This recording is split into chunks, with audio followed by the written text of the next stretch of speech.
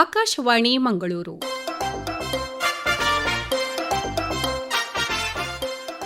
First neuro ಪ್ರಾಯೋಜಿತ ಬಾನುಲಿ ಸರಣಿ ನರನಾಡಿ, ನರಮಂಡಲದ ಆರೋಗ್ಯ ಕುರಿತ ಸರಣಿ ಕಾರ್ಯಕ್ರಮ. ಈ ಕಾರ್ಯಕ್ರಮದ ಪ್ರಾಯೋಜಕರು first neuro brain and spine super speciality hospital, Padil, Mangaluru. First neuro ಆಸ್ಪತ್ರೆ ಮೆದುಳು ಮತ್ತು ಬೆನ್ನುಮೂಳೆ ಚಿಕಿತ್ಸೆಯ ಅತ್ಯಾಧುನಿಕ ಉಪಕರಣ ಹಾಗೂ ತಂತ್ರಜ್ಞಾನವನ್ನು ಹೊಂದಿರುವ ಕರಾವಳಿ ಕರ್ನಾಟಕದ ಪ್ರಪ್ರಥಮ ಸೂಪರ್ ಸ್ಪೆಷಾಲಿಟಿ ಆಸ್ಪತ್ರೆ. ಸ್ಟ್ರೋಕ್ ಆದ 4.5 ಗಂಟೆಯೊಳಗೆ ಆಸ್ಪತ್ರೆಗೆ ದಾಖಲಿಸಿದಲ್ಲಿ ಅತ್ಯಾಧುನಿಕ ಚಿಕಿತ್ಸಾ ಕ್ರಮಗಳೊಂದಿಗೆ ಅತಿ ಕಡಿಮೆ ಸಮಯದಲ್ಲಿ ಗುಣಪಡಿಸಬಹುದು. ಫಸ್ಟ್ ನ್ಯೂರೋ ಆಸ್ಪತ್ರೆಯು ಪೀಡಿಯಾಟ್ರಿಕ್ ನ್ಯೂರಾಲಜಿ ಮತ್ತು ಅಪಸ್ಮಾರ ಚಿಕಿತ್ಸಾ ವಿಭಾಗವನ್ನು ಹೊಂದಿರುವ ದಕ್ಷಿಣ ಕನ್ನಡ ಹಾಗೂ ಉತ್ತರ ಕೇರಳದ ಏಕೈಕ ಆಸ್ಪತ್ರೆಯಾಗಿದೆ. 24x7 ನಿರಂತರ ಸೇವೆಗಾಗಿ first neuro brain and spine super speciality hospital, Padil, Mangaluru. 0824227663. Mobile 9343442488. ಕೇಳಿ ಫಸ್ಟ್ ನ್ಯೂರೋ ಪ್ರಾಯೋಜಿತ ಬಾನುಲಿ ಸರಣಿ ನರನಾಡಿ. ಇಂದಿನ ಈ ಕಾರ್ಯಕ್ರಮದಲ್ಲಿ ಪಾರ್ಶ್ವವಾಯುವಿನ ಚಿಕಿತ್ಸೆಯ ಕುರಿತು ಖ್ಯಾತ ನರರೋಗ ತಜ್ಞರಾದ ಡಾಕ್ಟರ್ ರಾಘವೇಂದ್ರ BS ಅವರೊಂದಿಗೆ ಶ್ಯಾಮ್ ಪ್ರಸಾದ್ ಟಿ ಅವರು ನಡೆಸಿದ ಸಂದರ್ಶನವನ್ನು ಕೇಳೋಣ. ಆತ್ಮೀಯ ಕೇಳುಗರೆ, ಫಸ್ಟ್ ನ್ಯೂರೋ ಪ್ರಾಯೋಜಿತ ನರನಾಡಿ, ನರಮಂಡಲದ ಆರೋಗ್ಯ ಕುರಿತ ವಿಶೇಷ ಕಾರ್ಯಕ್ರಮಕ್ಕೆ ತಮಗೆಲ್ಲರಿಗೂ ಕೂಡ ಆತ್ಮೀಯವಂತ ಸ್ವಾಗತ. ಕಳೆದ ವಾರದ ಕಾರ್ಯಕ್ರಮದಲ್ಲಿ ನಾವು ಪಕ್ಷವಾತ ಅಥವಾ ಸ್ಟ್ರೋಕ್ ಹಾಗಂದ್ರೆ ಏನು, ಯಾಕಾಗಿ ಇಂಥ ಒಂದು ಸಮಸ್ಯೆ ಬರ್ತದೆ, ಇದರ ಚಿಹ್ನೆಗಳು ಯಾವ ರೀತಿ ಇರ್ತವೆ, ಈ ಎಲ್ಲ ವಿವರವನ್ನು ತಿಳ್ಕೊಂಡಿದ್ದೇವೆ. ಇವತ್ತಿನ ಕಾರ್ಯಕ್ರಮದಲ್ಲಿ ಸ್ಟ್ರೋಕ್ ಅಥವಾ ಪಕ್ಷವಾತಕ್ಕೆ ಯಾವ ರೀತಿಯ ಚಿಕಿತ್ಸೆಯನ್ನು ಕೊಡಿಸಬೇಕು, ಆನಂತರದ ಒಂದು ನಮ್ಮ ಜೀವನ ಕ್ರಮವನ್ನು ಹೇಗೆ ರೂಪಿಸಿಕೊಳ್ಬೇಕು, ಈ ಎಲ್ಲ ವಿಚಾರದ ಬಗ್ಗೆ ತಿಳಿಸಿಕೊಡೋದಕ್ಕಿದ್ದೇವೆ. ಇವತ್ತು ನಮ್ಮ ಜೊತೆಗೆ ಫಸ್ಟ್ ನ್ಯೂರೋ ಇದರ ಕನ್ಸಲ್ಟೆಂಟ್ ನ್ಯೂರಾಲಜಿಸ್ಟ್ ಆಗಿರುವಂತಹ ಡಾಕ್ಟರ್ ರಾಘವೇಂದ್ರ ಅವರು ಇವತ್ತು ನಮ್ಮ ಜೊತೆಗೆ ಸ್ಟುಡಿಯೋದಲ್ಲಿದ್ದಾರೆ. ನಮಸ್ಕಾರ ಡಾಕ್ಟರ್ ರಾಘವೇಂದ್ರ ಅವರು. ನಮಸ್ತೆ ಸರ್. ನಮಸ್ತೆ. ಹೇಳಿ, ನಮ್ಮ ಕೇಳುಗರಿಗೂ ಕೂಡ ಈ ಪಕ್ಷವಾತ ಅಥವಾ ಸ್ಟ್ರೋಕ್ ಅಂದರೆ ಏನು, ಅದು ಯಾಕಾಗಿ ಬರ್ತದೆ ಅನ್ನೋದ್ರ ಬಗ್ಗೆ ಕಳೆದ ಸಂಚಿಕೆಯಲ್ಲಿ ನಾವು ಮಾಹಿತಿಯನ್ನು ಮಾಡಿಕೊಟ್ಟಿದ್ದೀವಿ.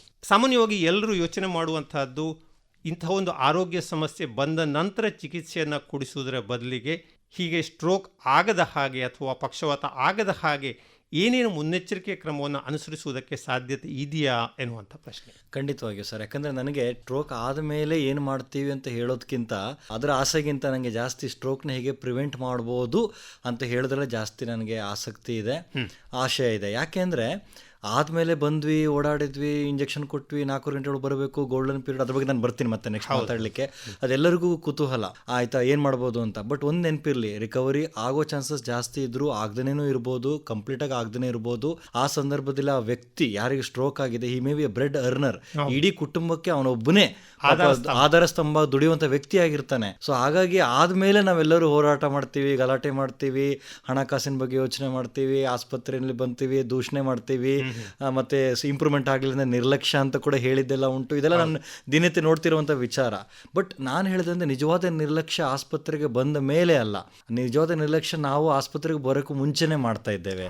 ಅದನ್ನು ಯಾರೂ ಗಮನ ಕೊಡ್ತಾ ಇಲ್ಲ. Everybody is talking about the treatment, free bed, ventilator, ಆಸ್ಪತ್ರೆ, ಅದ್ರ ಬಗ್ಗೆ ಬೆಡ್ ಇಲ್ಲ, ಆಕ್ಸಿಜನ್ ಇಲ್ಲ, ಅದ್ರ ಬಗ್ಗೆನೇ ಮಾಹಿತಿ ನಡೀತಾ ಇದೆ, ಗಲಾಟೆ ನಡೀತಾ ಇದೆ, ಆಯ್ತಲ್ಲ, ತುಂಬ ಇಮೋಷನಲ್ ಆಗಿ ಜನ ಎಲ್ಲ ಬೇಜಾರು ಮಾಡ್ಕೊಂಡಿದ್ದಾರೆ, ಮಾತಾಡ್ತಿದ್ದಾರೆ. ಬಟ್ ಸ್ಟ್ರೋಕ್ ಅಂತಲ್ಲ, ಯಾವುದೇ ಕಾಯಿಲೆಗೂ but prevention is definitely possible, highly possible. ಕೆಲವು ವಿಚಾರಗಳು ಇರ್ರಿವರ್ಸಿಬಲ್, ನಾವೇನೋ ಮಾಡೋಕ್ಕಾಗಲ್ಲ. ಆದರೆ ಕೆಲವು ವಿಚಾರ ಡೆಫಿನೆಟ್ಲಿ ರಿವರ್ಸಿಬಲ್ ಆ್ಯಂಡ್ ಪ್ರಿವೆಂಟಬಲ್, ಅಂದರೆ ತಡೆಯುವಂಥದ್ದು ಒಂದು ಕೆಲವು ವಿಚಾರಗಳು ಇರ್ತವೆ. ಯಾವುದೇ ಕಾಯಿಲೆ ಆಗಿದ್ರು ಸ್ಟ್ರೋಕ್ ಕೂಡ ಹೊರತಾಗಿ ಏನಿಲ್ಲ. ಸೊ ಹಾಗಾಗಿ ನಾವು ಪ್ರಿವೆನ್ಷನ್ ಮಾಡಿದರೆ ಪ್ರಾಯಶಃ ಆಸ್ಪತ್ರೆಗೆ ಬರದೇ ಇರುವಂಥ ಸ್ಥಿತಿ ಬಂದಾಗ, ಅಂಥ ಟೈಮಲ್ಲಿ ಯಾರು ಸೀರಿಯಸ್ ಇರ್ತಾರೆ ಅವ್ರಿಗೆ ಮಾತ್ರ ಆಸ್ಪತ್ರೆ ಅಗತ್ಯ ಬೀಳ್ತದೆ. ಅವಾಗ ಯಾವುದೇ ರೀತಿಯಾದಂಥ ನಮಗೇನು ಸಮಸ್ಯೆ ಇರೋದಿಲ್ಲ. ವೈದ್ಯರಿಗೆ, ಪೇಷಂಟ್ಗೆ ಜಾಸ್ತಿ ಸಮಯ ಕೊಡೋ ಒಂದು ಸಂದರ್ಭ ಇರ್ತದೆ, ಟ್ರೀಟ್ಮೆಂಟ್ ಕೂಡ ಚೆನ್ನಾಗಿ ಮ್ಯಾನೇಜ್ ಮಾಡ್ಬೋದು. ಸೊ ಇದೊಂದು ವಿಚಾರ ನಾನು ಹೇಳಬೇಕು ಅಂತಿದ್ದೆ. ಈಗ ಕಮಿಂಗ್ ಟು ಸ್ಟ್ರೋಕಿಗೆ ಲಾಸ್ಟ್ ಟೈಮ್ ಶಿಷ್ಯರು ನಿಮ್ಗೆ ಹೇಳಿರ್ಬೋದು ಪಾರ್ಶ್ವವಾಯು ಅಂದ್ರೇನು, ಯಾಕೆ ಬಂತು ಅಂತ. ಸೊ ನಿಮ್ಗೆ ಗೊತ್ತಿರೋ ಹಾಗೆ ಸ್ಟ್ರೋಕ್ ಬರಲಿಕ್ಕೆ ಮೇಜ್ ಕಾರಣ ಏನು? ನಂಬರ್ 1 ಶುಗರ್, ಸಕ್ಕರೆ ಕಾಯಿಲೆ. ಇವತ್ತು we are the diabetic capital. ಶುಗರ್ನ ಕಂಟ್ರೋಲ್ ಮಾಡೋದೇ ಇಲ್ಲ. ವರ್ಷಾನುಗಟ್ಲೆ ನಾವು ಶುಗರ್ನ ಹೈ ಇಟ್ಕೊಂಡು 300-400 ಇಟ್ಕೊಂಡು ಸ್ಟ್ರೋಕ್ ಆದಮೇಲೆ ಡಾಕ್ಟರ್ ಏನಾದರೂ ಮಾಡಿ ಅನ್ನೋದಕ್ಕಿಂತ ಖಂಡಿತವಾಗಿಯೂ ಶುಗರ್ನ 110-100 ಅಷ್ಟರೊಳಗೆ ಕರೆಕ್ಟಾಗಿ ಇಟ್ಕೊಂಡ್ರೆ, ವಿತ್ ಟ್ಯಾಬ್ಲೆಟ್ ಆಗಲಿ, ಇನ್ಸುಲಿನ್ ಆಗಲಿ, ಅಥವಾ ಡಯಟ್ ಆಗಲಿ, ಇಲ್ಲ ಎಕ್ಸರ್ಸೈಸ್ ಆಗಲಿ, ಏನೇ ಆಗಲಿ, ಒಮ್ಮೆ ಶುಗರ್ ಅಂತ ಗೊತ್ತಾದ್ಮೇಲೆ, ಅಥವಾ ಶುಗರ್ ಬರೋಕ್ಕೂ ಮುಂಚೆ ನಾವು ರೆಡಿಯಾಗಿರಬೇಕು. ಶುಗರ್ ಬರೋಕ್ಕೂ ಮುಂಚೆನೂ ಶುಗರ್ ಕಂಟ್ರೋಲ್ ಮಾಡ್ಕೊಬೇಕು. ಒಳ್ಳೆ ಲೈಫ್ ಸ್ಟೈಲ್ ಮಾಡಿಫಿಕೇಶನ್ ಅಂತ ಕರಿತೀವಿ. ಓಕೆ, ಒಂದು ಪಕ್ಷ ಶುಗರ್ ಬಂತು, ಬಾರ್ಡರ್ ಲೈನಲ್ಲಿ ಇತ್ತು ಅಂತ ಇಟ್ಕೊಳ್ಳಿ, ಯಾರು ಚೆಕ್ಕೇ ಮಾಡಿಸಲ್ಲ. ಎಷ್ಟನ್ನ ನಮ್ಗೆ ಆಸ್ಪತ್ರೆಗೆ ಬಂದಮೇಲೆ, ಸ್ಟ್ರೋಕ್ ಆದಮೇಲೆ ಬಂದಮೇಲೆ ಗೊತ್ತು ನಿಮಗೆ ಶುಗರ್ ಉಂಟಾ ಅಂದರೆ ಇಲ್ಲ. ಚೆಕ್ ಮಾಡಿಸಿದ್ರೆ ಇಲ್ಲ ಸರ್, ಒಂದು 5 ವರ್ಷ ಆಯ್ತು ಚೆಕ್ ಮಾಡಿಸಿ, ಈಗ ಚೆಕ್ ಮಾಡಿಸಿದ್ರೆ 300-400. ಸೊ ನಾನು ಹೇಳೋದು ಸುಮ್ಮನೆ ಚೆಕಪ್ ಮಾಡಿಸ್ಬೇಕಾ ಅಂತ ಕೇಳೋದ್ಕಿಂತ ತಪ್ಪೇನಿದೆ. ಪ್ರತಿ 6 ತಿಂಗಳಿಗೊಮ್ಮೆ ರೂಟೀನ್ ಚೆಕಪ್ ತಪ್ಪೇನಿದೆ. ಆಯಿತು, ಒಂದು 300-400-500 ರೂಪಾಯಲ್ಲಿ ನಿಮ್ಮದು ಶುಗರು, BP ಎಲ್ಲ ಚೆಕಪ್ ಆಗೋಗುತ್ತೆ. ಮಾಡಿಸ್ಕೊಳ್ತಾ ಇದ್ರೆ ನಮ್ಗೆ ಗೊತ್ತಾಗುತ್ತೆ ನಾವು ಬಾರ್ಡರ್ ಲೈನಲ್ಲಿ ಇದ್ದೀವಾ, ಮೊದಲನೇ ಸ್ಟೇಜಲ್ಲಿ ಇದ್ದೀವಾ, 2ನೇ ಸ್ಟೇಜಲ್ಲಿ ಇದ್ದೀವಾ, 3ನೇ ಸ್ಟೇಜಲ್ಲಿ ಇದ್ದೀವಾ ಅಂತ ಆಮೇಲೆ ಗೊತ್ತಾಗುತ್ತೆ. ಸೊ ಅದಕ್ಕೆ ನಾವು ಶುಗರ್ನ ಕಂಟ್ರೋಲ್ ಮಾಡೋದ್ರಿಂದ, BP ರಕ್ತದೊತ್ತಡ ಕಂಟ್ರೋಲ್ ಮಾಡೋದ್ರಿಂದ, ಮತ್ತು 3ನೇದು ಕೊಲೆಸ್ಟ್ರಾಲ್ ಕಡಿಮೆ ಮಾಡೋದ್ರಿಂದ, 4ನೇದು ದಪ್ಪ ಹೊಟ್ಟೆ ಬೊಜ್ಜು. ಇದು ದಪ್ಪ ಅಂದರೆ ಇಲ್ಲಿ ಮೇನ್ ಇಂಪಾರ್ಟೆಂಟು ಅಬ್ಡಾಮಿನಲ್ ಒಬೆಸಿಟಿ. ಈ ಹೊಟ್ಟೆ ಮತ್ತು ಈ ನಡುವಿನ ಸುತ್ತಳತೆ ಇದೆಯಲ್ಲ, ಅದು ಭಾಳ ಡೇಂಜರಸ್ ನಮಗೆ. ತುಂಬ ಓವರಾಲ್ ದಪ್ಪ ಇರೋನಿಗಿಂತ ನೋಡೋಕ್ಕೆ ನಾರ್ಮಲ್ ಆಗಿದ್ದು ಹೊಟ್ಟೆ ಬಂದಿರುತ್ತಲ್ಲ, ಅವನಿಗೆ ಜಾಸ್ತಿ ತೊಂದರೆ. ಸೊ ಈ 4 ಇಂಪಾರ್ಟೆಂಟ್ ಇವತ್ತಿಗೂ ಹೇಳ್ತೇನೆ. ಶುಗರ್, BP, ಕೊಲೆಸ್ಟ್ರಾಲ್ ಮತ್ತು ಬೊಜ್ಜು, ನೀವು ಹೇಳಿದಾಗ ಅಬ್ಡಾಮಿನಲ್ ಒಬೆಸಿಟಿ, ಹೊಟ್ಟೆ ಸುತ್ತಳತೆ ಇದೆಯಲ್ಲ, ಈ 4 ಜೊತೆಗೆ ಸ್ಮೋಕಿಂಗ್ ಮತ್ತು ಆಲ್ಕೋಹಾಲ್. ಈ 6 ಡೆಫಿನೆಟ್ಲಿ ಇವತ್ತಿಗೂ ನಾವು ಕಂಟ್ರೋಲ್ ಮಾಡಿದರೆ, ಚೆನ್ನಾಗಿ ರೆಗ್ಯುಲರ್ ಚೆಕಪ್ ಮಾಡಿಸ್ಕೊಳ್ತಿದ್ರೆ, ಡಾಕ್ಟರ್ ಹತ್ರ ಹೋಗಿ ಫ್ಯಾಮಿಲಿ ಫಿಸಿಷಿಯನ್ ಸಾಕು ಆಯ್ತಲ್ಲ, ಇಷ್ಟು ನಾವು ಚೆಕಪ್ ಮಾಡಿಸ್ಕೊಂಡ್ರೆ, ನಂಬಿಕೆ ಇಡಿ, ಇದನ್ನು ನೀವು ಕಂಟ್ರೋಲ್ ಮಾಡಿಕೊಂಡ್ರೆ, ಇದಕ್ಕೆ ಅಗತ್ಯವಿದೆ ಎಕ್ಸಸೈಸ್ ಮಾಡಿದರೆ, ಡಯಟ್ ಮಾಡಿದರೆ, ಮತ್ತು ಮಾತ್ರೆ, ಸಣ್ಣ ಮಾತ್ರೆ, ಸಿಂಪಲ್ ಮಾತ್ರೆಲ್ಲ ಕಂಟ್ರೋಲ್ ಮಾಡಿದರೆ, ನಾಳೆ ನೀವು ಸ್ಟ್ರೋಕ್ ಆಗಿ ಆಸ್ಪತ್ರೆಗೆ ಓಡಿ ಬರುವ ಅವಶ್ಯಕತೆಯೇ ಇರೋದಿಲ್ಲ. ಮುಂಚೆ 70 ವರ್ಷ 80 ವರ್ಷದ ಬಗ್ಗೆ ಮಾತಾಡ್ತಿದ್ವಿ ಸ್ಟ್ರೋಕ್ ಅಂತ, ನೀವು ನಂಬಲ್ಲ. ನಾನು ದಿನನಿತ್ಯ ಎಲ್ಲ ಆಸ್ಪತ್ರೆಯಲ್ಲಿ ಫಾರ್ ದಟ್ ಮ್ಯಾಟರ್ ನಾವು ನೋಡ್ತಾ ಇದ್ದೀವಿ 30 ವರ್ಷ 40 ವರ್ಷಕ್ಕೆಲ್ಲ ಸ್ಟ್ರೋಕ್ ಆಗಿ ಬರ್ತಾ ಇದ್ದಾರೆ. ಕಾರಣ ಏನು? ಅವ್ರಿಗೆ 30 ವರ್ಷ 40 ವರ್ಷಕ್ಕೆ ಶುಗರ್ ಬರ್ತಾ ಇದೆ. ಅವ್ರಿಗೇನು ಮಹಾನ್ ಬೇರೆ ಕಾಯಿಲೆ ಇಲ್ಲ. ವಯಸ್ಸಾದವ್ರಿಗೆ ಬಂತು ಶುಗರ್ BP ಇತ್ತು, ಇವ್ನಿಗೆ ಯಾಕೆ ಬಂತು? ಇವ್ನಿಗೂ ಶುಗರ್ BPನೇ ಈಗ. ಸೊ ಪ್ರಿಮೆಚೂರ್ ಅಥೆರೋಸ್ಕ್ಲೆರೋಸಿಸ್ ಅಂತ ಏನು ಹೇಳ್ತಾ ಇದ್ದೀವಿ, ಏನು ರಕ್ತನಾಳ, ನಾನು ಯಾವಾಗಲೂ ಹೇಳ್ತೀನಿ, ನಮ್ಮ ರಕ್ತನಾಳ ಪೈಪ್ ಇದ್ದಾಗೆ, ಪೈಪಲ್ಲಿ ಕಸ ತುಂಬಿಕೊಳ್ತಿದೆ. ಕಸಕ್ಕೆ ಕಾರಣ ಯಾರು? Sugar, BP, cholesterol. ನಮ್ಮ ಡೈಲಿ ಲೈಫ್ ಸ್ಟೈಲ್ ಇದೆಯಲ್ಲ, ಜೀವನ ಶೈಲಿ ಹೇಗಿದೆ ಅಂದರೆ, ಇವತ್ತು ಎಲ್ಲರೂ ಹೊರಗಡೆ ಜಂಕ್ ಫುಡ್ ತಿಂದು ತಿಂದು ತಿಂದು, ಎಣ್ಣೆ, ಜಿಡ್ಡು, ಕೊಬ್ಬು, ಖಾರ, ಎಣ್ಣೆ ಜಿಡ್ಡು ಪದಾರ್ಥ ತಿಂದು ತಿಂದು ರಕ್ತನಾಳ ಪೈಪಲ್ಲಿ ಕಸ ಕಟ್ತಾ ಇದೆ. ಸೊ ಆಮೇಲೆ ಪೈಪ್ನ ಕ್ಲೀನ್ ಮಾಡಿ ಡಾಕ್ಟ್ರೇ ಅಂದರೆ ಅದು ಆಗುತ್ತಾ? ಸೊ ಅದಕ್ಕೆ ನಾನು ಹೇಳಿದಂದರೆ, ಕಸ ಕಟ್ಟದೇ ಇರೋ ಹಾಗೆ ಒಂದಂತ ಹೇಳ್ತೀನಿ, ವಯಸ್ಸಾಗ್ತಾ ಆಗ್ತಾ ನಮ್ಮ ಪೈಪು ಅಂದರೆ ರಕ್ತನಾಳ, ಹಾರ್ಟಿಂದ ಬ್ರೈನಿಗೆ ಕನೆಕ್ಟ್ ಆಗಿರುವಂಥ ಈ ಕುತ್ತಿಗೆ ರಕ್ತನಾಳ, ಅದು ಪೈಪ್ ಅಂತ ನಾನು ಸಿಂಪಲ್ ಆಗಿ ಹೇಳೋದಾದರೆ, ಪೈಪು ವಯಸ್ಸಾಗ್ತಾ ಆಗ್ತಾ ಕಸ ಕಟ್ಟುತ್ತೆ, ಪಾಚಿ ಕಟ್ಟುತ್ತೆ. ಅದು ನೀವು ತಡೆಯೋಕ್ಕಾಗಲ್ಲ. That is called age related atherosclerosis. Okay fine, ಅದರಲ್ಲಿ ಲೈಫ್ ಸ್ಟೈಲ್ ಮಾಡಿಕೊಂಡು ಸ್ವಲ್ಪ ಮೇಂಟೈನ್ ಮಾಡೋದಾಗುತ್ತೆ. ಸೊ ನಾವು ಏಜ್ನ ವಾಪಸ್ ತೆಗಿಲಿಕ್ಕೆ ಆಗೋದಿಲ್ಲ. That's okay, understood. ಆ್ಯಂಡ್ ಅದಕ್ಕೆ ಮಾಫಿ ಇದೆ, ನಾನು ವಯಸ್ಸನ್ನು ತಡೆಯೋಕ್ಕೆ ಆಗಲ್ಲ ಆಯಿತಾ. ಕೆಲವು ಸಲ ಪೋಸ್ಟ್ ಮೆನೋಪಾಸಲ್ ಅಂದರೆ ಹೆಂಗಸರಿಗೆ ಮುಟ್ಟು ನಿಂತ ನಂತರ, ಅಂದರೆ 50 ವರ್ಷ 48 ವರ್ಷ ಏನಾಗುತ್ತೆ, ಅವರಿಗೆ ಪೀರಿಯಡ್ಸ್ ಸ್ಟಾಪ್ ಆಗುತ್ತೆ, ಮೆನ್ಸ್ಟ್ರುಯಲ್ ಸೈಕಲ್ ಸ್ಟಾಪ್ ಆಗುತ್ತೆ. ತದನಂತರ ಮೆನೋಪಾಸ್, ತದನಂತರ ಅವರಿಗೆ ಈಗ ಸ್ಟ್ರೋಕ್ ಮತ್ತು ಹಾರ್ಟ್ ರಿಸ್ಕ್ ಸ್ವಲ್ಪ ಜಾಸ್ತಿ ಇದೆ. ಸೊ ಇದನ್ನು ನೀವು ತಡೆಯೋಕ್ಕಾಗಲ್ಲ. Age you cannot take back. But beginning ಅಂತ ಹೇಳ್ತಾ ಇದ್ದೀನಿ, ಈ 6 ಏನಿದೆ, BP, ಶುಗರ್, ಕೊಲೆಸ್ಟ್ರಾಲ್ ಮತ್ತು ಅಬ್ಡಾಮಿನಲ್ ಒಬೆಸಿಟಿ, ಈ ಬೊಜ್ಜು ಏನಿದೆ, ಜೊತೆಗೆ ಸ್ಮೋಕಿಂಗ್, ಆಲ್ಕೋಹಾಲ್, ಈ 5-6 ಕಂಟ್ರೋಲ್ ಮಾಡಿದರೆ ಪ್ರಾಬಬ್ಲಿ ಏಜ್ ಆದರೂ ಸಹ ನಿಮಗೆ ಸ್ಟ್ರೋಕಿನ ರಿಸ್ಕ್ ತುಂಬ ತುಂಬ ಕಡಿಮೆ ಇರುತ್ತೆ. And this is the real treatment. So ಆವಾಗ ರೆಗ್ಯುಲರ್ ಚೆಕಪ್ ಮಾಡಿಸ್ಕೊಳ್ತಾ ಇರಬೇಕು. ಇದನ್ನು ಬಿಟ್ಟು ಪಾಪ ಕೆಲವರಿಗೆ ಯಾವುದೇ ರಿಸ್ಕ್ ಇರಲ್ಲ. ಪಾಪ ನಾನು ಹೇಳಿದ ಯಾವುದು ಮೇಲ್ಕಂಡ 6 ಪ್ರಾಬ್ಲಮ್ಸ್ ಇರಲ್ಲ. ಯಂಗ್ಸ್ಟರ್ಸ್ ಇರ್ತಾರೆ ಪಾಪ, ಅವರು ಸ್ಟ್ರೋಕ್ ಆಗಿ ಬಂದಾಗ ಪಾಪ ಅವರಿಗೆ ಕಾರಣಾಂತರದಿಂದ ಅವರಿಗೆ ಹಾರ್ಟಲ್ಲಿ ಹೋಲ್ ಇರುತ್ತೆ ಪಾಪ. ಮತ್ತು ಅವ್ರ ರಕ್ತನೇ ಹೆಪ್ಪುಗಟ್ಟು ಒಂದು ಜೆನೆಟಿಕ್ ಪ್ರಾಬ್ಲಮ್ ಇರುತ್ತೆ. ಅಂದರೆ ನಮ್ಮ ರಕ್ತ ತೆಳುವಾಗಿದ್ದರೆ ಅವ್ರದ್ದು ದಪ್ಪ, ವಿಸ್ಕಾಸಿಟಿ ಜಾಸ್ತಿ ಇರುತ್ತೆ, ಅವರಿಗೆ RBCs ಜಾಸ್ತಿ ಇರುತ್ತೆ. ಅವರಿಗೆ ಇವೆಲ್ಲ ಅವ್ರು ಹೇಳ್ತಾರೆ, ಸರ್ ಡಾಕ್ಟರ್ ನಂತರ ಏನೂ ರಿಸ್ಕ್ ಫ್ಯಾಕ್ಟರ್ಸ್ ಇರಲಿಲ್ಲ, ನನಗೇನು ಯಂಗ್, ಮತ್ತು ನನಗೆ ಯಾಕೆ ಸರ್ ಡಾಕ್ಟರ್? ಮತ್ತು ಅವಾಗ ಪಾಪ ಅಂಥವರಿಗೆ ನಾವು ನೋಡಿದಾಗ ಬ್ಲಡ್ ತಿಕ್ಕಿತ್ತು, ಅವ್ರಿಗೆ ಮ್ಯೂಟೇಷನ್ ಆಗಿತ್ತು ಜೀನಲ್ಲಿ, ಅವ್ರಿಗೆ ಹಾರ್ಟಲ್ಲಿ ಹೋಲ್ ಇತ್ತು. ಸೊ ಅಂಥವ್ರಿಗೆ ಓಕೆ, ನಾವು ಅರ್ಥ ಮಾಡ್ಕೊಳ್ಬೋದು. ಪಾಪ ಅವ್ರಿಗೇನು ನಮ್ಮ ಹಾಗೆ ಯಾವುದೇ ಕಾರಣಗಳಿಲ್ಲ, ಬೇರೆ ಕಾರಣಗಳಿಲ್ಲ, ಪ್ರಿವೆನ್ಷನ್ ಏನೇನು ಇಲ್ಲ ಅವರಿಗೆ. ಬಟ್ ಅದಕ್ಕೆ ನಾವು ಬೇರೆ ಥರ ಟ್ರೀಟ್ಮೆಂಟ್ ಇದೆ. ಅವರನ್ನು ಬಿಟ್ಟು ಬೇರೆ ಯಾವುದೇ ವ್ಯಕ್ತಿ ಹೇಳ್ತೀನಿ, ಅದಕ್ಕೆ ಮುಂಚೆ ನಾವು ಸೆರೆಬ್ರೋವ್ಯಾಸ್ಕ್ಯುಲರ್ ಆಕ್ಸಿಡೆಂಟ್ ಅಂತ ಕರಿತಾ ಇದ್ವಿ ಈ ಸ್ಟ್ರೋಕ್ನ, CVA ಅಂತ. ಅದು ತಪ್ಪಾಗಿದೆ, ನಾವು ತೆಗೆದುಬಿಟ್ಟು ವರ್ಣ ಬೇಡ ಅಂತ ಹೇಳ್ತೀನಿ. ಯಾಕಂದರೆ ಇದು ಆಕ್ಸಿಡೆಂಟ್ ಅಲ್ಲ, ಇದು ನೀವು ಮಾಡ್ಕೊಂಡಿರೋ ಅಪರಾಧ, ಇದು ವೆಲ್ ಪ್ಲಾನ್ ಇನ್ಸಿಡೆಂಟ್. ಇದು it is not an accident. ಅದಕ್ಕೆ ನಾವು ಆಕ್ಸಿಡೆಂಟ್ ಅಂದರೆ ಬೈತೀನಿ ಯಾರಿಗಾದ ನಮ್ಮ ಸ್ಟೂಡೆಂಟ್ಸ್ಗಳು, ಸರ್ ಅವನಿಗೆ ಸೆರೆಬ್ರೋವ್ಯಾಸ್ಕ್ಯುಲರ್ ಆಕ್ಸಿಡೆಂಟ್ ಆಗಿ ಬಂದಿದ್ದಾನೆ ಅಂತ. ಯಾವ ಆಕ್ಸಿಡೆಂಟ್ ಅಮ್ಮ ಇದು? ಅವ್ರು ಮಾಡಿಕೊಂಡಿರೋದು, ಇದು ಇನ್ಸಿಡೆಂಟ್, ನಾವು ಮಾಡ್ಕೊಂಡಿರೋದು ಸ್ವಯಂಕೃತ ಅಪರಾಧ. So that's why I always say.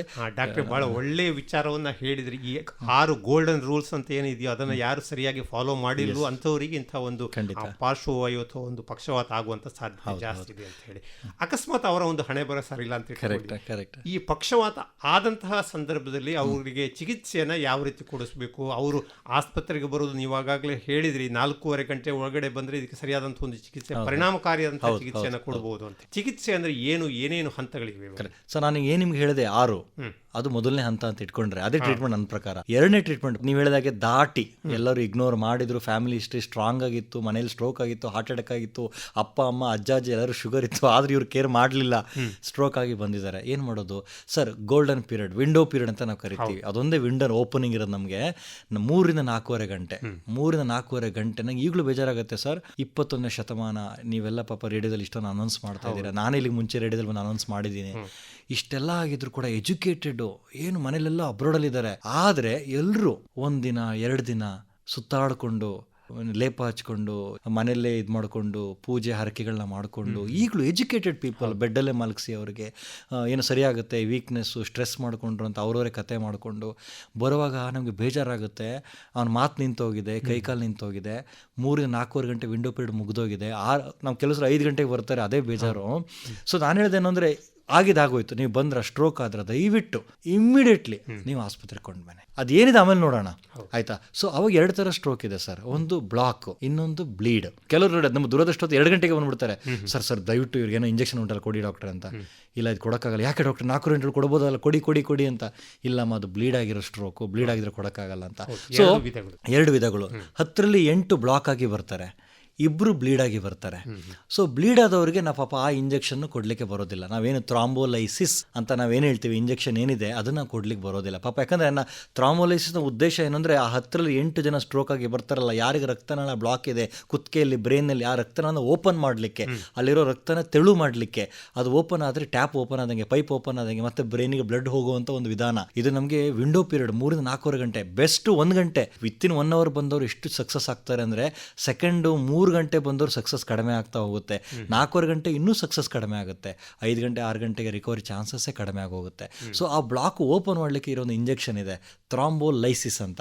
ಅದನ್ನ ಏನಿಲ್ಲ, ಇಂಜೆಕ್ಷನ್ ಕೊಟ್ಟು 1 ಅವರ್ ಇಂಜೆಕ್ಷನ್ ಮುಗಿಸ್ಬಿಟ್ರೆ ಎಷ್ಟು ಜನ ಅವತ್ತಿಲ್ಲ ಅಂದರೂ 24 ಗಂಟೆ ಇಲ್ಲ ಅಂದ್ರೆ 1 ವಾರ ಇಲ್ಲ ಅಂದ್ರೆ 3 ತಿಂಗಳ ಒಳಗಡೆ ನಾವು ನೋಡಿದ್ದೀವಿ ಎಷ್ಟೊಂದು ಜನ ಇಂಪ್ರೂವ್ಮೆಂಟ್ ಆಗಿದ್ದಾರೆ. ಇಂಜೆಕ್ಷನ್ ಕೊಡದೆ 3 ತಿಂಗಳು 6 ತಿಂಗಳು ಬಿಟ್ಟು ನೋಡಿದಾಗ ಹೇಗೆ ಇಂಪ್ರೂವ್ಮೆಂಟ್ ಆಗಿತ್ತು. ಇಂಜೆಕ್ಷನ್ ಕೊಟ್ಟು ಡಾಕ್ಟರ್ ಇಂಜೆಕ್ಷನ್ ಕೊಟ್ಟಲ್ಲ, ಕೈ ಎತ್ತಲಿಲ್ವಲ್ಲ ಇವರು, ಪರವಾಗಿಲ್ಲ ವೆಯ್ಟ್ ಮಾಡಿ. ಆದರೆ ಅವರು 3 ತಿಂಗಳಿಗೆ ನಾವು ಹೋಲಿಕೆ ಮಾಡಿ ನೋಡಿದಾಗ ಯಾರ್ಯಾರು ಇಂಜೆಕ್ಷನ್ ತೊಗೊಂಡಿದ್ರೋ 3 ತಿಂಗಳಲ್ಲಿ ಇಂಪ್ರೂವ್ಮೆಂಟ್ ಆದದ್ದು, ಯಾರು ಇಂಜೆಕ್ಷನ್ ತೊಗೊಳ್ಳಿಲ್ವ ಅವರು 3 ತಿಂಗಳಲ್ಲಿ ನೋಡಿದಾಗ ಇಂಪ್ರೂವ್ಮೆಂಟ್ ಆಗಿರಲಿಲ್ಲ. ಸೊ ಆ ಇಂಜೆಕ್ಷನ್ ತುಂಬ ಹೆಲ್ಪ್ ಆಗುತ್ತೆ. ಇನ್ನೊಂದು ವಿಶೇಷತೆ ಅಂದರೆ, ಕೆಲವು ಸಲ 3 ಗಂಟೆ 4 ಗಂಟೆ ನೀವು ಬಂದ್ರಿ, ಇಂಜೆಕ್ಷನ್ ಸಕ್ಸಸ್ ಆಗಲಿಲ್ಲ, ಕೆಲವರಿಗೆ, ಎಲ್ಲರಿಗೂ ಅಲ್ಲ, ನಮಗೆ ಗೊತ್ತಾಗುತ್ತೆ ದೊಡ್ಡ ರಕ್ತನಾಳ ಬ್ಲಾಕ, ಸಣ್ಣ ರಕ್ತನಾಳ ಬ್ಲಾಕ ಅಂತ. ಸಣ್ಣ ರಕ್ತನಾಳ ಬ್ಲಾಕ್ ಆದರೆ ನಮಗೆ ಇಂಜೆಕ್ಷನ್ನೇ ಗತಿ, ಬೇರೆ ದೇರು ಇಲ್ಲ. ಇಂಜೆಕ್ಷನ್ ಕೊಟ್ಟು ಪ್ರಾರ್ಥನೆ ಮಾಡೋದು, ದೇವರೇ ಚೆನ್ನಾಗಿ ಇಂಪ್ರೂವ್ಮೆಂಟ್ ಆಗಲಿ, ಶುಗರ್ ಕಂಟ್ರೋಲ್ ಮಾಡೋದು, BP ಕಂಟ್ರೋಲ್ ಮಾಡೋದು.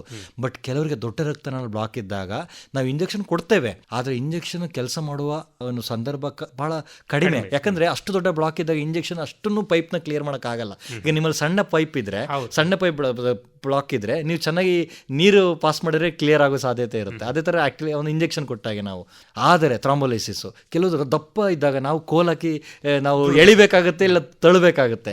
ಇಲ್ಲಿ ಸೇಮ್ ನಮ್ಮಲ್ಲೊಂದು ಇಂಟರ್ವೆನ್ಷನ್ ಅಂತ ಇದೆ, ಥ್ರಾಂಬೆಕ್ಟಮಿ ಅಂತಿದೆ, ಮೆಕ್ಯಾನಿಕಲ್ ಥ್ರಾಂಬೆಕ್ಟಮಿ. ಹೇಗೆ ಒಬ್ಬ ಮೆಕ್ಯಾನಿಕ್ ಹೋಗಿ ಕೆಲಸ ಮಾಡ್ತಾನೋ, ನಾವು ಒಳಗಿಂದ ವೈರ್ ಹಾಕಿ, ಏನು ಇದು ಓಪನ್ ಮಾಡುವಂಥ ಆಪರೇಷನ್ ಅಲ್ಲ, ಇದು ಬ್ರೈನ್ ಓಪನ್ ಮಾಡುವಂಥ ಆಪರೇಷನ್ ಅಲ್ಲ, ಒಳಗಿಂದ ವೈರ್ ಹಾಕಿ ಆ ಒಂದು ಕಸ ಇದೆಯಲ್ಲ, ಸಿಂಪಲ್ ಹೇಳಿದ್ರೆ ಕಸ, ಆ ಥ್ರಾಂಬಸ್ ಏನಿದೆ, ಆ ಕ್ಲಾಟ್ ಏನಿದೆ, ಅದನ್ನು ಪೂರ್ತಿ ನಾವು ತೆಗೆದು ಕೊಡ್ತೇವೆ. ಸೊ ನಮಗೆ ಬ್ಲಾಕ್ ಇದ್ದರೆ ಇಂಜೆಕ್ಷನ್ ಇದೆ, ಇಂಜೆಕ್ಷನ್ ಫೇಲ್ಯೂರ್ ಆದ ದೊಡ್ಡ ರಕ್ತನಾಳ ಬ್ಲಾಕ್ ಆಗಿದ್ರೆ ಇಂಜೆಕ್ಷನ್ ಫೇಲ್ ಆದರೂ ಆ ಇಂಜೆಕ್ಷನ್ ಕೊಟ್ಟು ಬ್ರಿಡ್ಜಿಂಗ್ ಅಂತ ಕರಿತೀವಿ, ಅಂದರೆ ಸೇತುವೆ, ತಕ್ಷಣ ಒಳಗೆ ಹೋಗಿ ವೈರ್ ಹಾಕಿ ತೆಗೆದು ಎಷ್ಟೊಂದು ಜನ ಮಾತಾಡಿದ್ದುಂಟು, ಆನ್ ಟೇಬಲ್ ಕೈ ಎತ್ತಿದ್ದುಂಟು, ಕಾಲು ಎತ್ತಿದ್ದುಂಟು. ಇದು ಬಟ್ ಇನ್ನು 2% ಹೇಳಿದ್ನಲ್ಲ, 10ರಲ್ಲಿ 2 ಅಂತ ಹೇಳಿದ್ನಲ್ಲ, ಅವರಿಗೆ ಪಾಪ ಈ ಇಂಜೆಕ್ಷನ್ ಕೊಡೋಕ್ಕಾಗಲ್ಲ, ಈ ವೈರ್ ಹಾಕಿ ತೆಗಿಲಿಕ್ಕಾಗಲ್ಲ, ಯಾಕಂದರೆ ಅಲ್ಲಿ ರಕ್ತ ಸ್ರಾವ ಆಗಿದೆ, ಅಲ್ಲಿ ಒಡ್ಕೊಂಡು ಹೋಗಿದೆ. ಆದರೂ ಪರವಾಗಿಲ್ಲ, ಅವ್ರಿಗೆ ನಾವೇನು ಮಾಡ್ತೀವಿ ಅಂದರೆ ಬ್ರೈನಲ್ಲಿ ಪ್ರೆಷರ್ ಕಡಿಮೆ ಆಗುವಾಗ ಇಂಜೆಕ್ಷನ್ ಎಲ್ಲ ಹಾಕಿ BP ಎಲ್ಲ ಕಂಟ್ರೋಲ್ ಮಾಡಿ ಜೀವ ಉಳಿಸ್ಬೇಕಾದ ಪರಿಸ್ಥಿತಿ ಬಂದರೆ ಅವರಿಗೆ ಓಪನ್ ಸರ್ಜರಿ, ಅಂದರೆ ತಲೆ ಮೂಳೆ ಸೈಡಿಗೆ ಇಟ್ಟು ನಾವೇನು ಮಾಡ್ತೀವಿ, ಬ್ಲೀಡಿಂಗ್ನ ಪ್ರೆಷರ್ನ ಕಡಿಮೆ ಮಾಡ್ತೇವೆ. ಗೋಲ್ಡನ್ ಪೀರಿಯಡ್ ಅಂತ ಹೇಳಿ 4.5 ಗಂಟೆ ಒಳಗಡೆ ಚಿಕಿತ್ಸೆ ಕೊಟ್ಟರೆ ಒಳ್ಳೆಯ ಒಂದು ಸುಧಾರಣೆ ಕಾಣಬಹುದು. ಹೌದು. ಈ ಹಂತದಲ್ಲಿ ಅಂದ್ರೆ ಈಗ ಮನೆಯಲ್ಲಿರುವಂತಹ ಸಂದರ್ಭದಲ್ಲಿ, ಈಗ ರಾತ್ರಿ ಹೊತ್ತು ಇರಬಹುದು ಅಥವಾ ನಿದ್ದೆ ಮಾಡಿರುವಂತಹ ಸಂದರ್ಭ ಆಗ್ಬೋದು, ಇಂತಹ ಸ್ಟ್ರೋಕ್ ಆದಂತಹ ಸಂದರ್ಭದಲ್ಲಿ ಆಸ್ಪತ್ರೆಗೆ ಬರುವ ಈ ಒಂದು ಟ್ರಾನ್ಸಿಷನ್ ಪೀರಿಯಡ್ ಅಂತ ಹೇಳ್ತೀವಲ್ಲ, ಈ ಹಂತದಲ್ಲಿ ಅವ್ರು ಏನು ಮಾಡಬೇಕು ಅಂತ ಸರ್ ನಾನು ಒಂದೇ ರಿಕ್ವೆಸ್ಟ್ ಮಾಡೋದು, ಆ್ಯಕ್ಚುಲಿ ಪಾಪ ಅವ್ರು ಏನು ಮಾಡೋಕ್ಕಾಗಲ್ಲ, ಸ್ಟ್ರೋಕ್ ಆಗಿ ಹೋಗಿದೆ. ಈಗ ಅವ್ರು ತಪ್ಪು ಮಾಡೋದು ಏನು ಅಂದರೆ, ಇಲ್ಲಿ ಅವ್ರು ಏನು ಮಾಡಿ ಬೆಳಿಗ್ಗೆ ಆಗಲಿ ನೋಡ್ಕೊಳ್ಳೋಣ. ಹೌದು ಇಗ್ನೋರೆನ್ಸ್. ನಾಳೆ ಅಮ್ಮ ಹುಷಾರ, ಕೈಕಾಲು ಏನೋ ತೀಡ್ಕೊಂಡು ಅಮ್ಮ ಚೆನ್ನಾಗಿದೆ, ಅವ್ರು ಮಾತಾಡ್ತಿರ್ತಾರೆ ಪಾಪ, ಕೈಕಾಲು ಮಾತ್ರ ವೀಕ್ ಆಗಿದೆ, ಮೊದಲೇ ಶುಗರ್ ಜಾಸ್ತಿ ಆಗಿರುತ್ತೆ, ಶುಗರ್ ಕಡಿಮೆ ಆಗಿರ್ಬೋದು ಅಂತೇಳಿ ಇನ್ನೂ ತುಂಬ್ತಾರೆ. ಅವಾಗ ಏನಾಗುತ್ತೆ, ಬೆಳಗ್ಗೆ ಬರುವಾಗ ಇದ್ದ ಮಾತು ನಿಂತೋಗಿರುತ್ತೆ. ಅಂದರೆ ನಾನು ಹೇಳ್ತಾ ಇದ್ದೀನಿ, ನೀವು ಒಳ್ಳೆ ಪ್ರಶ್ನೆ ಕೇಳಿದ್ರಿ sir. Time time is brain, time is clot ಅಂತ ಸ್ಲೋಗನ್ ಇದೆ. ಅಂದರೆ ಸಮಯನೇ ಬ್ರೈನ್. ಇವಾಗ ಎಲ್ಲರೂ ಟೈಮ್ ಈಸ್ ಮನಿ ಅಂತ ಹೇಳ್ತಾ ಇದ್ರು. ನಾವು ನ್ಯೂರಾಲಜಿಸ್ಟ್, ನರರೋಗ ವಿಶೇಷ ತಜ್ಞರು ಅದನ್ನು ಟೈಮ್ ಈಸ್ ಮನಿ ಅಂತ ಹೇಳ್ತಾ ಇಲ್ಲ, ಟೈಮ್ ಈಸ್ ಬ್ರೈನ್ ಅಂತ ಇದೆ. ಅಂದರೆ 1 minute is equal to 1.9 million neurons. ಅಂದರೆ 1 ನಿಮಿಷ ನೀವು ವ್ಯರ್ಥ ಮಾಡಿದರೆ 1.9 ಮಿಲಿಯನ್ ನರಗಳು ಸಾಯ್ತವೆ. 10 to the power of ಎಷ್ಟು ಸಿನಾಪ್ಸಸ್ಗಳು ಹೋಗ್ತವೆ. ಒಂದು ಸರಿ ಸತ್ರೆ ಮತ್ತೆ ಬರಲ್ಲ.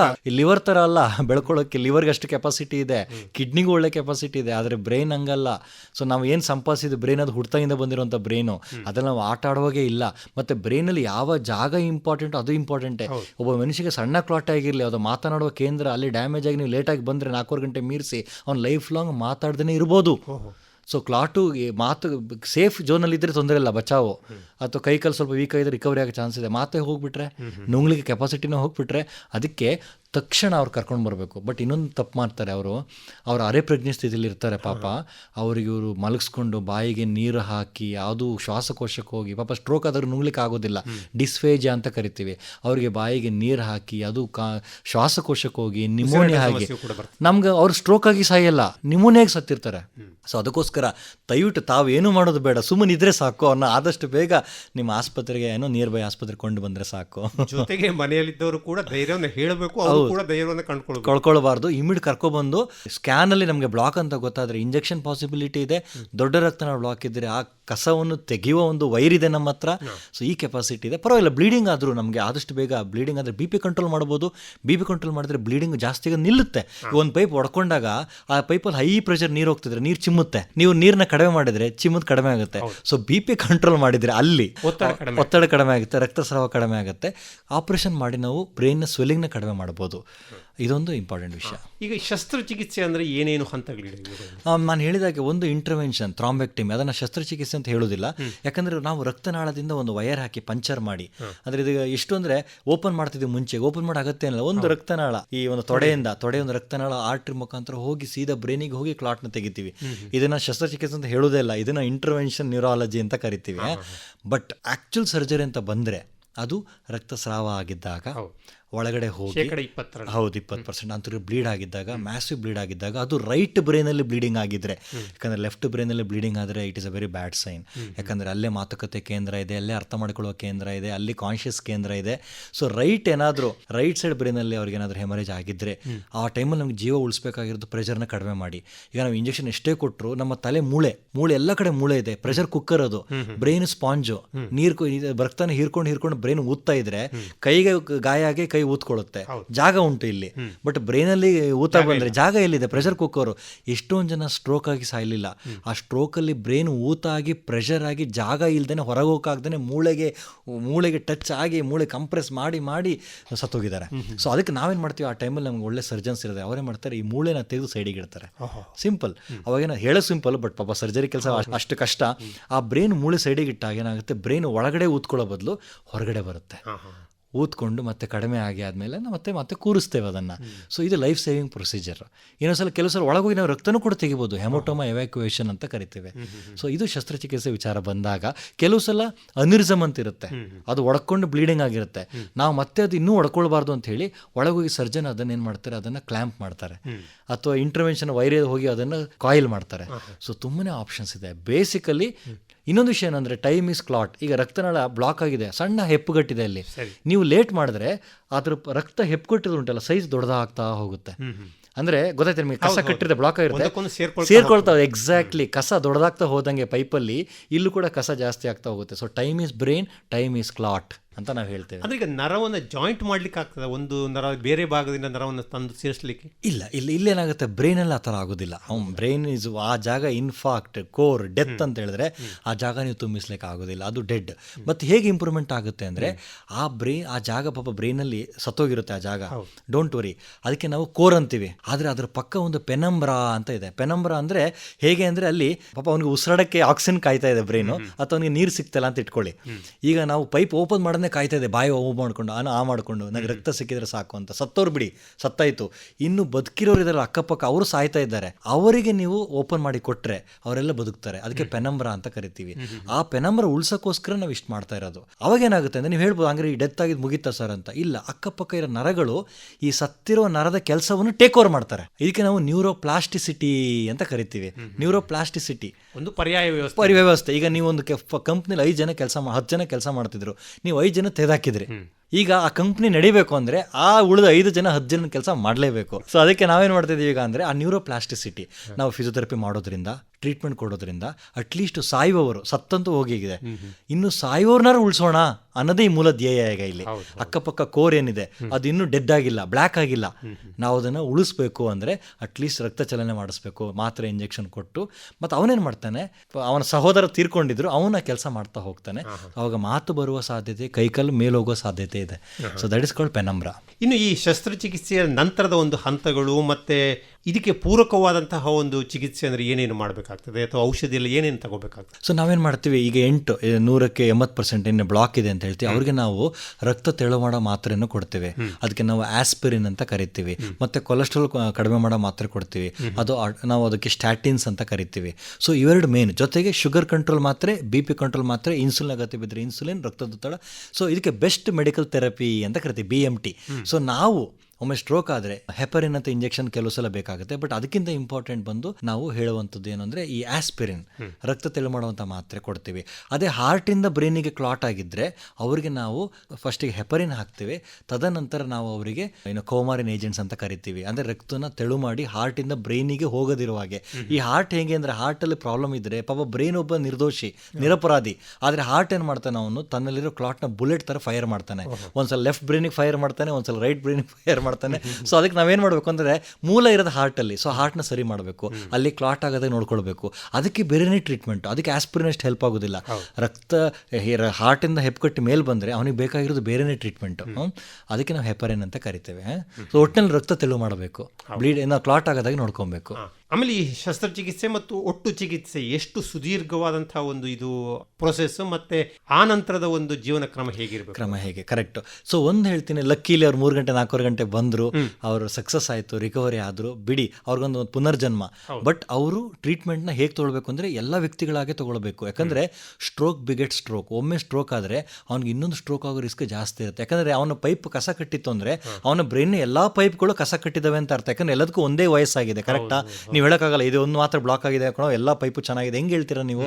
ಅದಕ್ಕಾಗಿ ನಮ್ಮ ಬ್ರೈನಲ್ಲಿ ಇಷ್ಟೊಂದು ಪೈಪ್ಗಳಿದೆ. ಸೊ ಆ ಪೈಪ್ಗಳು ಎಲ್ಲದಕ್ಕೂ ವಯಸ್ಸಾಗಿದೆ, ಎಲ್ಲದೂ ಶುಗರಿಂದ ಡ್ಯಾಮೇಜ್ ಆಗಿದೆ ಗೊತ್ತಾಯಿತು. ಸೊ ನಾವೇನು ಮಾಡ್ತೀವಿ ಅಂದರೆ ಅವರಿಗೆ ಪ್ರಿವೆನ್ಷನ್, ಇನ್ನೊಂದು ಸ್ಟ್ರೋಕ್ ಆಗದೇ ಇರೋ ಹಾಗೆ ಎಲ್ಲ ಮಾತ್ರೆ, ಶುಗರ್ ಮಾತ್ರೆ, BP ಮಾತ್ರೆ, ಕೊಲೆಸ್ಟ್ರಾಲ್ ಮಾತ್ರೆ, ಮತ್ತು ಈ ಸ್ಟ್ರೋಕ್ ಆದಮೇಲೆ ನಾವು ಹಾಕಿದ್ವಲ್ಲ ಆಸ್ಪಿರಿನ್ ಮಾತ್ರೆ ಮತ್ತು ಈ ಕೊಲೆಸ್ಟ್ರಾಲ್ ಮಾತ್ರೆ, ಸ್ಟ್ಯಾಟಿನ್ಸ್ ಮಾತ್ರೆಯನ್ನು ಹಾಕ್ತೀವಿ. ಫಿಸಿಯೋಥೆರಪಿ ಮಾಡ್ತೀವಿ, ರಿಹ್ಯಾಬಿಲಿಟೇಷನ್ ಅಂತ ಕರಿತೀವಿ.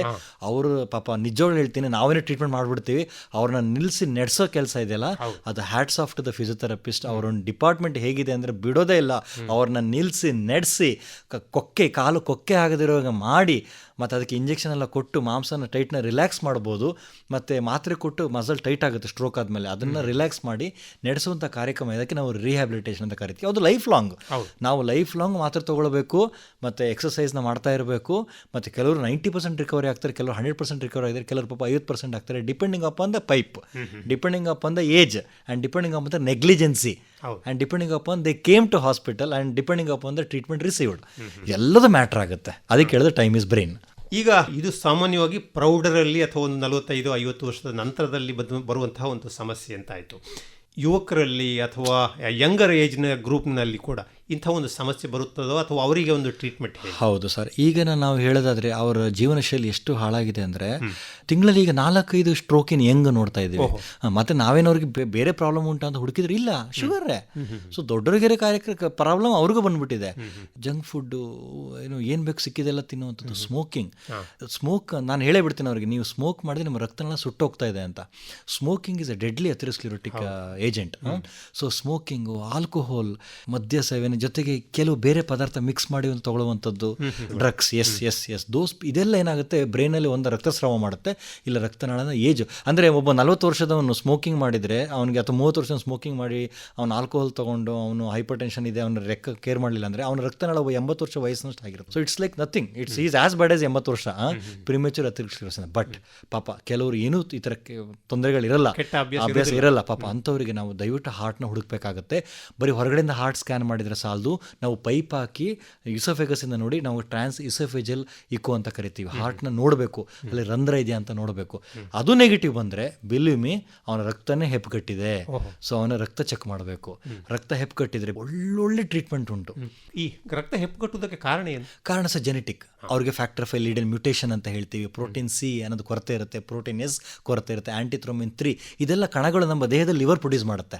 ಇದು ನಮ್ಮ ರಕ್ತನ ಯಾವಾಗಲೂ ಆರಾಮಾಗಿ ಹೆಪ್ಪುಗಟ್ಟದಾಗೆ ನೋಡ್ಕೊಳ್ಳುತ್ತೆ. ಈಗ ಪಾಪ ಬರುತ್ತೆ ಅವನಿಗೆ ಅಪ್ಪ ಅಮ್ಮನಿಂದ ಜೀನ್ ಸಿಕ್ಕಿದೆ, ಅವನಿಗೆ ಈ ಪ್ರೋಟೀನ್ ಸಿ ಎಸ್ ಹಾಗೇನಾಗುತ್ತೆ, ಅವನು ಈ ಕಣಗಳು ಕಡಿಮೆ ಆದಾಗ ಪಾಪ ಅವನ ರಕ್ತ ಅದು ಅವನೇನು ಬೈ ಚಾನ್ಸ್ ಡಿಹೈಡ್ರೇಷನ್ ಆದರೆ, ಈ ಬಿಸಿಲಿಗೆ ಡಿಹೈಡ್ರೇಷನ್ ಆದರೆ ಅವನು ಬೇಗ ರಕ್ತ ಹೆಪ್ಪುಗಟ್ಟೋದು. ಸೊ ಹಾಗಾಗಿ ಹೈಡ್ರೇಷನ್ ಇಸ್ ವೆರಿ ಇಂಪಾರ್ಟೆಂಟ್.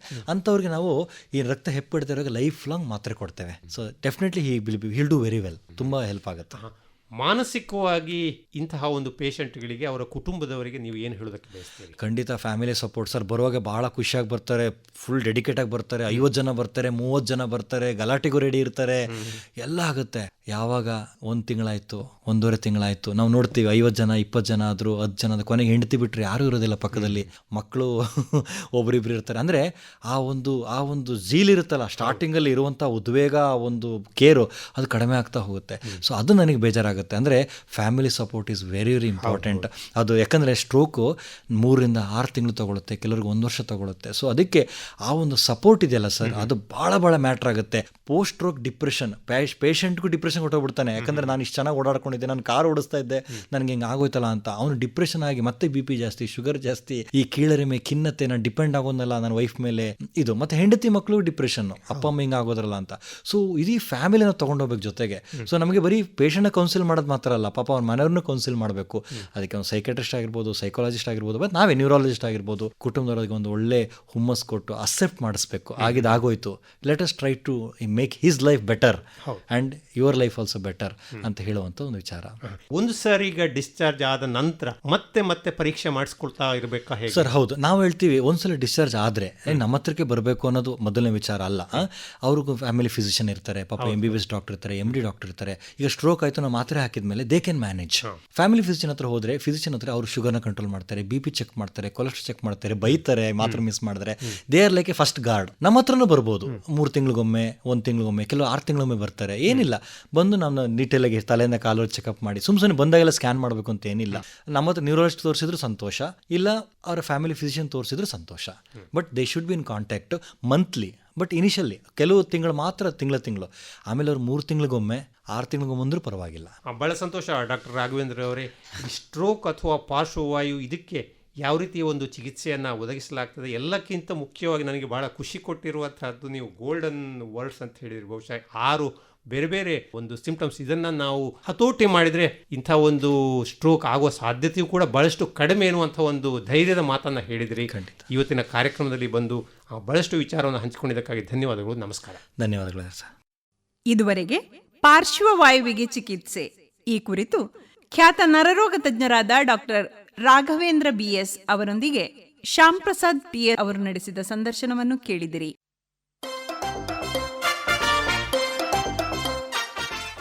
ಇದುವರೆಗೆ ನರ ನಾಡಿ ಫಸ್ಟ್ ನ್ಯೂರೋ ಪ್ರಾಯೋಜಿತ ಕಾರ್ಯಕ್ರಮ ಕೇಳಿದಿರಿ.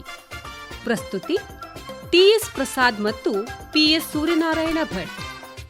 ಈ ಕಾರ್ಯಕ್ರಮದ ಪ್ರಾಯೋಜಕರು first neuro brain and spine super speciality hospital, Padil, Mangaluru. First neuro ಆಸ್ಪತ್ರೆಯು ಸ್ಟ್ರೋಕ್ ನಿರ್ವಹಣೆ ಮತ್ತು ಚಿಕಿತ್ಸೆ, ಅಪಸ್ಮಾರ ಶಸ್ತ್ರಚಿಕಿತ್ಸೆ ಹಾಗೂ ಚಿಕಿತ್ಸೆ, ನ್ಯೂರೋ ಇನ್ಫೆಕ್ಷನ್, ಮಕ್ಕಳ ನರರೋಗ ವಿಭಾಗ, ನರ ಶಸ್ತ್ರಚಿಕಿತ್ಸೆ, ತಲೆನೋವು, ವರ್ಟಿಗೋ ಚಿಕಿತ್ಸೆ, ಬೆನ್ನುಮೂಳೆ ಚಿಕಿತ್ಸೆ, ಪಾರ್ಕಿನ್ಸನ್ಸ್ ಮತ್ತು movement disorder, memory clinic, neuro psychiatry, neuro intervention, neuro rehab, neuro physiotherapy ಮತ್ತು ನ್ಯೂರೋ ಕ್ರಿಟಿಕಲ್ ಕೇರ್ ವಿಭಾಗವನ್ನು ಹೊಂದಿರುವ ಆಸ್ಪತ್ರೆ. 24/7 ನಿರಂತರ ಸೇವೆಗಾಗಿ first neuro brain and spine super speciality hospital, Padil, Mangaluru. 0824-227-6633. Mobile 934-344-2488.